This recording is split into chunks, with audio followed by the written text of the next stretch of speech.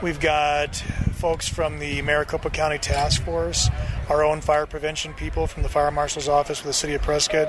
We've got fire marshal people from CYFD that are helping. We have people from ATF as part of that task force. We've had people here from Camp Verde. They're all trying to assist. They're also using it as a learning process too.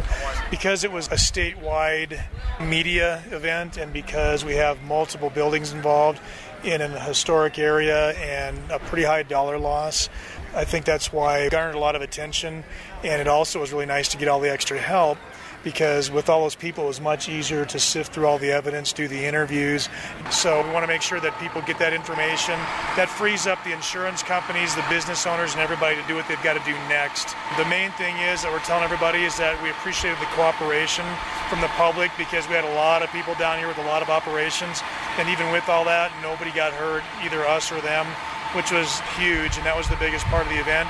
And then also being able to keep this fire really to a minimum when you look at what could have happened, and being able to isolate it to 3 businesses, because it easily could have been a repeat of what happened a century ago. So fortunately that's the way it ended up, and as soon as we get everything wrapped up here, they're going to start up on the cleanup efforts, and the insurance people will come in and do their job along with the cleanup people, and they'll probably board up the businesses, and then they'll move forward on trying to get the businesses back in order. Are we still going to have closures in effect tomorrow, do you think? Or? There will still be businesses that are going to be closed. These 3 for sure, the 3 main that were affected by the fire. I would think that Moctezuma's is probably going to be open within a day or so, pretty good chance. And then Jenny Longhorn on the south side, that's just adjacent to the barbecue business, has some smoke damage. And they've also got apartments upstairs, probably a dozen or 15 apartments that they may have to try to clean out before they can let the residents back in. But that should happen pretty soon too. So there will still be closures as of tomorrow. In fact, these other businesses are going to be closed for quite some time, but the rest of them should be open soon enough. Right. Now, this fire was never suspicious in nature, is that right? You know, they all are until we determine otherwise. Right, and what has the public response been to this incident? Really good. I mean, I think people are real happy with how the operation went. They were very impressed with how it was able to be isolated here to this one area of the row when it could have been a whole lot worse. And I think they're just glad that we were able to control it the way that we were able to control it and had the resources that we had. Otherwise, it could have been a whole different story. So can you just give us the basics as far as what are you all finding caused this and at what time? So the fire started at 6:15 last night. We were able to have a knockdown on the fire within about, probably 45 minutes or so, and then completely determined it was safe within an hour and a half.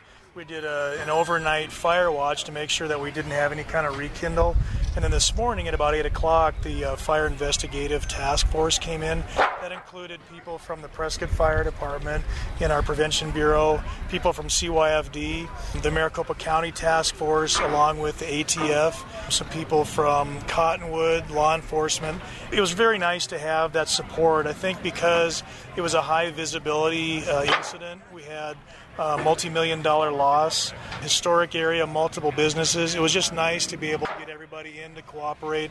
And the more people we had, the more exposure, resources, and heads working together just made it a real quick fire cause determination. It was determined to be accidental.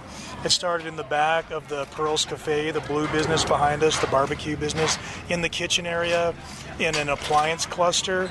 They haven't determined exactly which appliance yet. They'll probably have that within a day or two, but we know it started back there.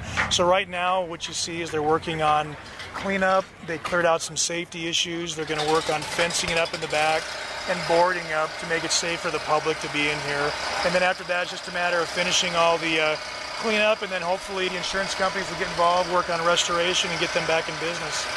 They said they're thinking of coming back into business? Yeah, I think all 3 of them will. It's just going to be a matter of time.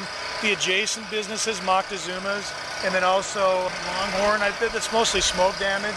They should be back up and running here within a day or two. We've also got people displaced in the apartments upstairs. They're staying in the St. Michael's right now, and the Red Cross is helping with that.